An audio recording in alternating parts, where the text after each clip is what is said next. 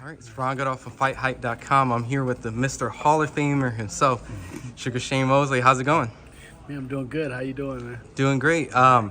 You're back working with Jake Paul. I remember a long time ago when he was starting out in boxing, he was looking great. And now I think a lot of people have compared his knockout with Tyron Woodley with the feint to the body and then the overhook. Some people said that was your signature move. So you're back working with Jake. How's everything working with him? It's working good. He's looking good.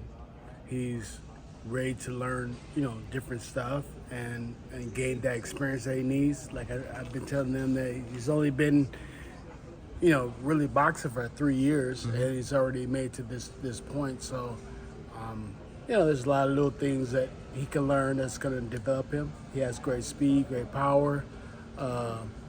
He listens very well. He picks up very well. So, being with them, being in the gym with them, working with them, me, Theo Chambers, and Jay Leon, all three, fighters, working with him, and day in and day out, he's has no choice but to get better.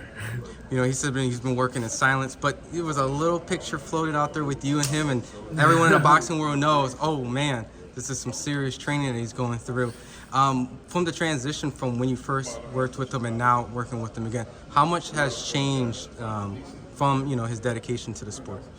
Oh, nothing's changed with his dedication. His dedication to the sport is extreme. It has always been extreme.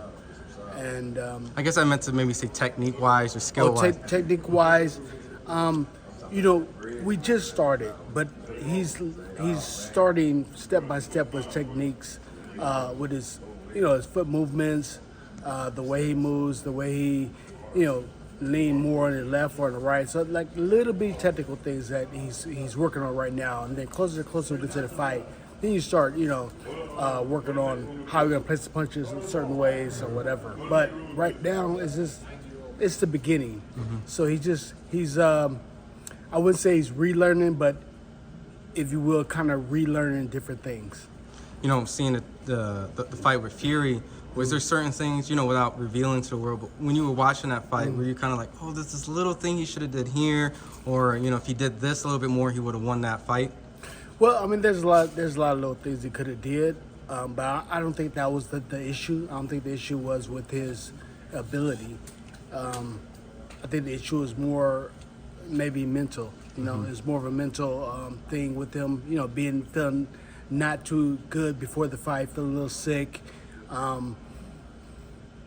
It's just a lot of little things outside of his actual realm of fighting when he entered the ring that made him not do what he could have did. He wasn't 100%, I don't believe, when he entered the ring. So, but there were little things that he was doing that can make things easier for him in his future fights. And if he fights Tommy Fury again, that he can do it. Like it's like little bitty adjustments. He'll be able to, beat Tommy Fury too as well. Seeing the fact now he's fighting Nate in the fight that you'll be working with, what do you think about Nate as an opponent?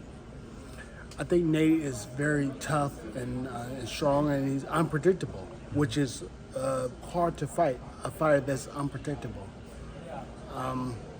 So I think that if Jake has all his things to get, all his ducks, everything lined up, throwing the right jabs, 1-2s, and defense, and he's doing all the things he's supposed to do, it should be no problem for Nate Diaz. For him to fight Nate Diaz and do what he needs to do. But I think that Nate Diaz definitely is a tough fighter, strong, very willing, and it's a great fight, especially for Jake to show how much he's learned. Coming from Jake's position, coming off his first loss, I'm sure you've talked to him and gave him advice on how to handle those type of adjustments. What is those type of conversations that go through, and what have you kind of, helped Jake kind of realize this is boxing. You win some, you lose some, things happen. Well, I mean, I didn't really get a chance to talk to him as much, but I did over the phone when I first talked to him. I told him, all the great ones, except for Mayweather. Well, technically he did lose, right? He lost in the Olympics. He did lose. He lost a couple times here and there, but I'm saying all the great ones lost. And what do you do about that loss? How do you come back from that loss? Do you just say, I lost, and you give up and you quit? Or do you go right back and you know that you can win? You know that there was certain things that happened that caused you not to be your best.